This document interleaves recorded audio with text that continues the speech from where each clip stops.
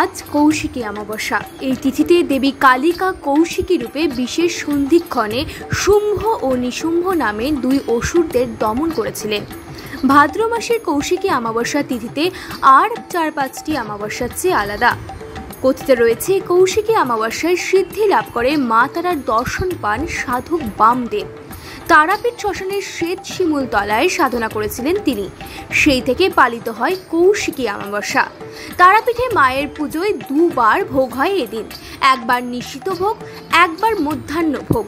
কৌশিকী অমাবস্যার দিনে থাকে পোলাও, অন্ন, 5 রকমের ভাজা, সঙ্গে খিচুড়ি ও বিভিন্ন তরিতরকারি।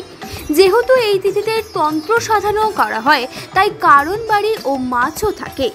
সন্ধ্যা থেকে লুচি, সুজি, ভাজা ও বিভিন্ন মিষ্টি এই দিয়ে দেওয়া হয় শীতল ভোগ। রাতে খিচুড়ি থাকে ভোগের সঙ্গে পাঠা বলিরও অংশ থাকে।